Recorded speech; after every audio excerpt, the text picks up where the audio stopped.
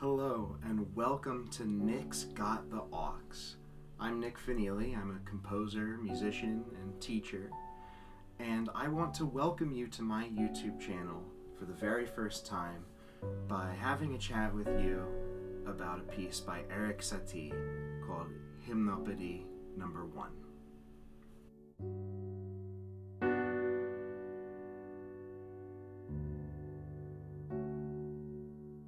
The first Gymnopédie is a piece that I would describe in a word as delicious.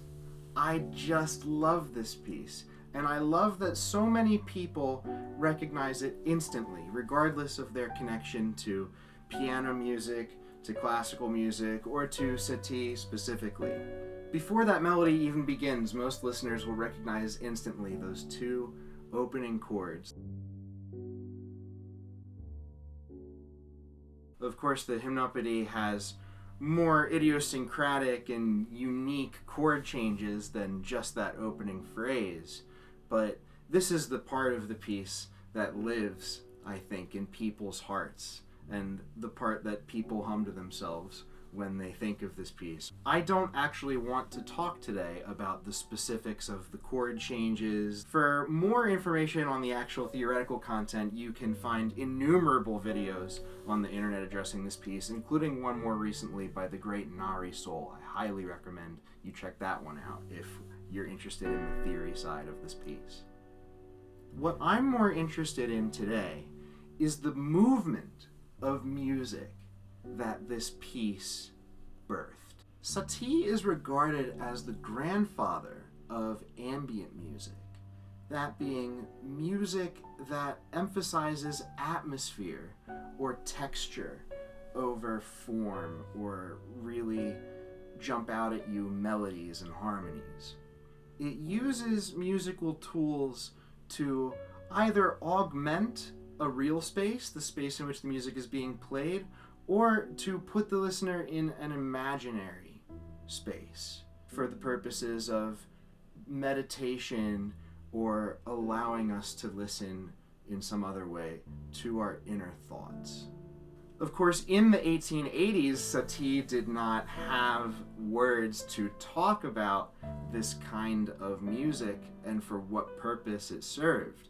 So he used a term that roughly translates to furnishing music, which I will not attempt to say in the original French. By furnishing music, Ceci meant music not meant to be actively listened to. In other words, background music.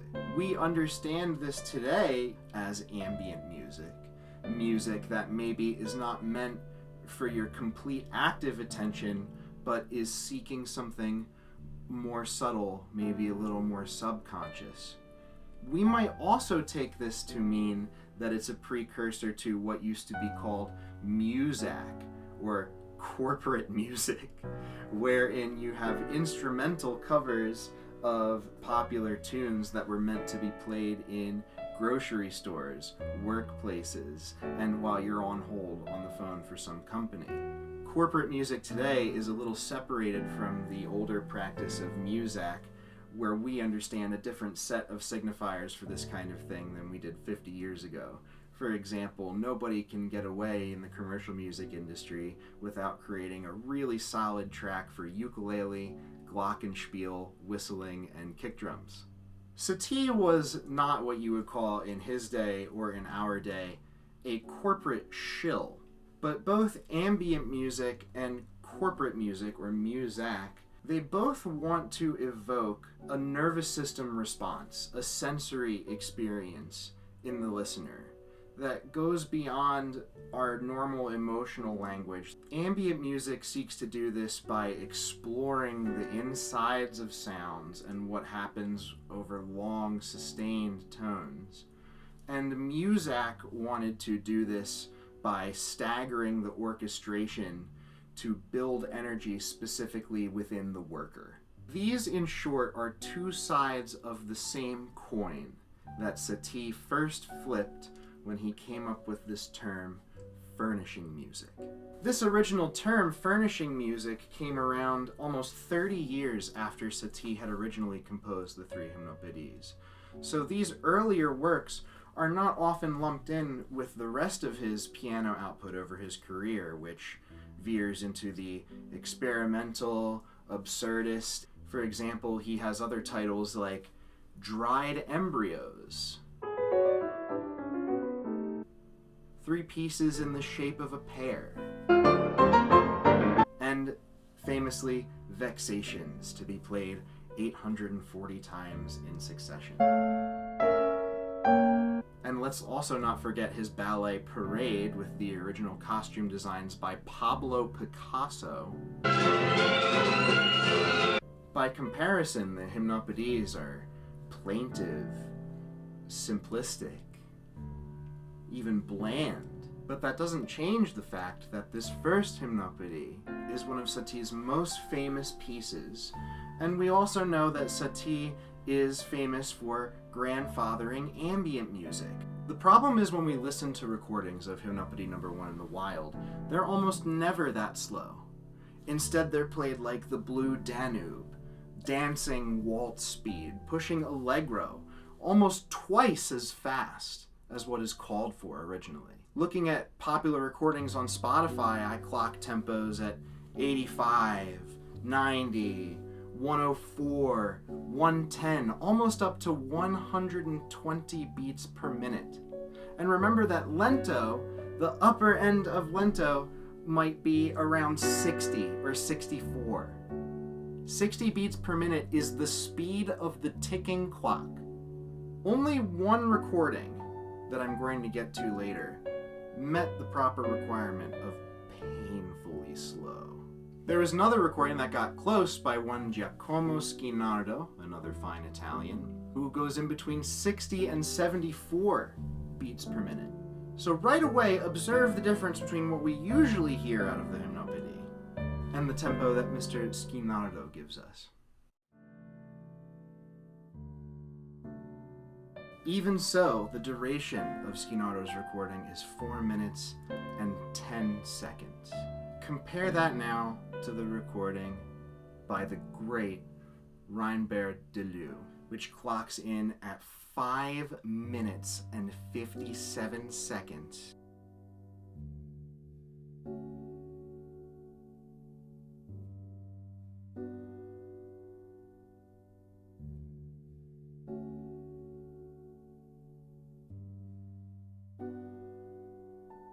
Wow, what a difference that makes. So, I'm not alone in this interpretation that the Gymnopédie should be painfully slow. I don't think painfully slow is meant as painful to the listener. I think it's meant painfully slow to the player. This would make it the same kind of premise or idea as something like the Vexations, to be played 840 times in succession. That is painful for a piano player to do.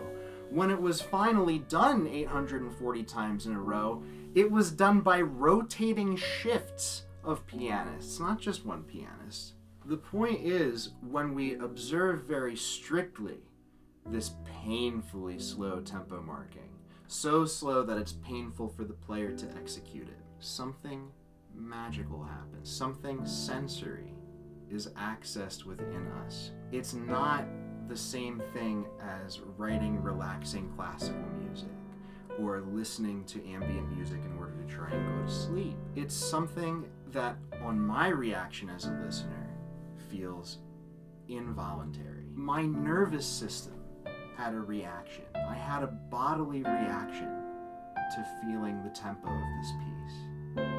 But again, because piano players are piano players and that tempo is going to fluctuate, I felt this sensation in bursts when the tempo would get slow enough and I would feel a much slower rhythm coming into my body. So in my performance, I one-upped Reinbert Deleu and recorded the entire thing at 42 beats per minute, staying at that tempo for every single beat of the piece without much rubato at all. I was able to produce a recording of just about the same length as Reinbert Deleu. In my recording, the extremely slow and extremely steady tempo unlocks something in my own nervous system where I start to get the bodily sensation of relaxing without having to think about it, without having to try. This painfully slow pulse to play, and believe me, it was painful to play that slow and that steady, gave to me as a listener something not painful at all, something extremely cathartic, something extremely soothing. The sensory experience was so much more intense than anything I had ever felt listening to ambient music or even to ASMR sounds. Yeah, that's a piece of this puzzle that I haven't talked a lot about yet. Today, the internet is filled with massively popular videos of people doing things like crumpling paper into the microphone and plucking cacti into the microphone, not unlike John Cage did in his piece Child of Tree. It's like chewing sand. So when I realized something special was happening here, in the experience of listening back to this performance, I looked to John Cage and the time that he used a Ceci piece to create a work of his own. This is 1969's Cheap Imitation, where John Cage took the rhythmic layout of Ceci's song cycle based on Socrates and turned it into one single line that retained some of the notes and then removed some other notes at random. If that sounds like a very clumsy and vague explanation of how he did it, that's because his explanations of how he did it are vague and clumsy. But the young people understand me better than I do.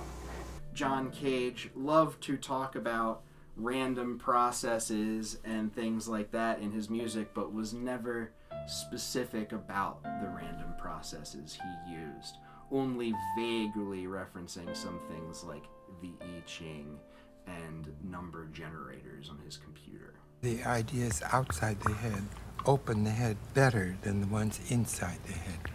To tell you the truth, I don't like Cheap Imitation very much. I don't think it's a very good piece. However, I do think John Cage did this much more successfully in a similar work called Apartment House 1776. In that piece, Cage randomly removes notes from colonial-era hymn settings. The sparsity of all the notes and the openness of the harmony that results from taking the notes out creates an environment for us to listen in.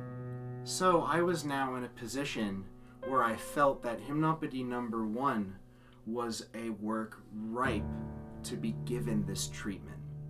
That if I removed notes at random from Gymnopédie No. 1 and extended the experience as long as I felt it was fit, then I would find something really, really magical. The result is the reason I am making this video today. The album is called Ceci n'est pas, or This Is Not. Maybe to say, this is not just the Gymnopédie. This is not the recording of the Gymnopédie that you hear every single time. This is something new.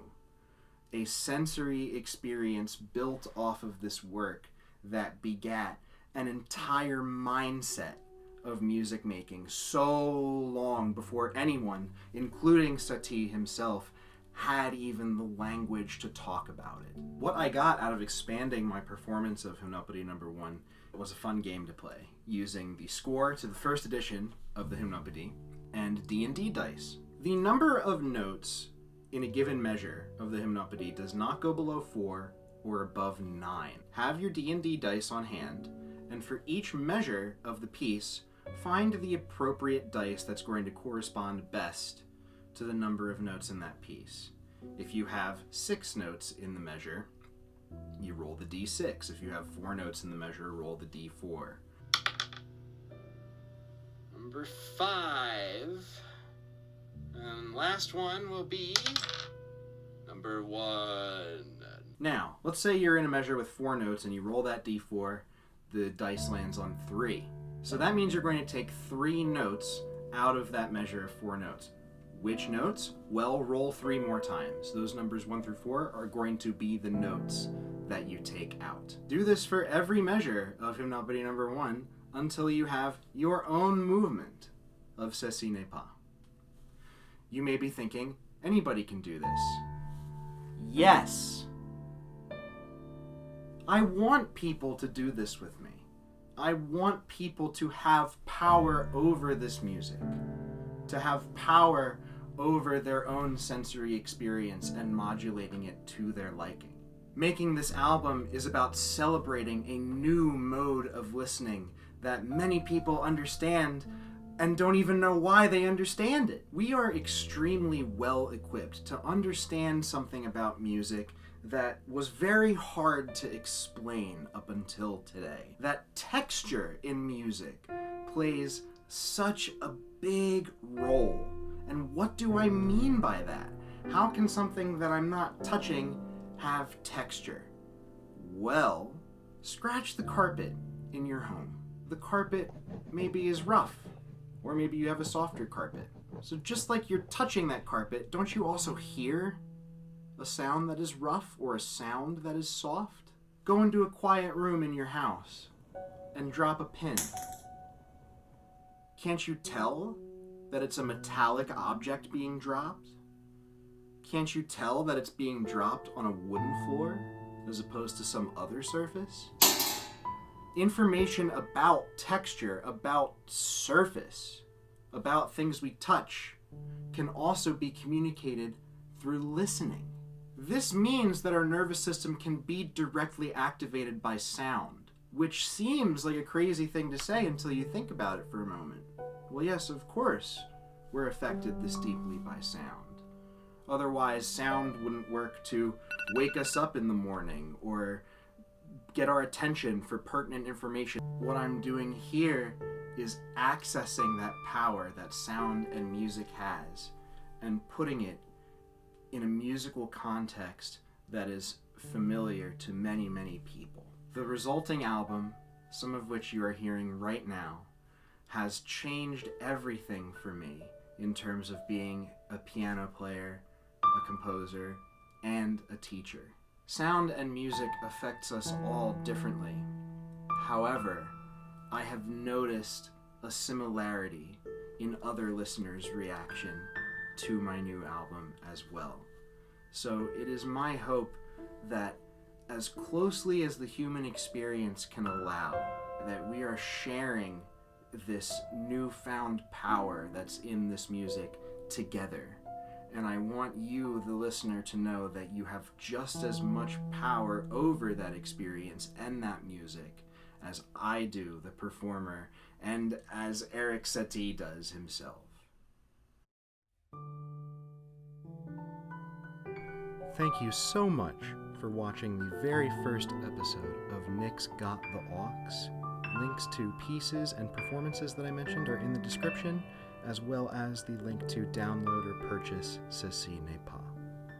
Please, if you enjoyed this video, hit like, share your thoughts in the comments, and please subscribe to my channel as I am literally starting from zero. I cannot wait to see you here for the next video.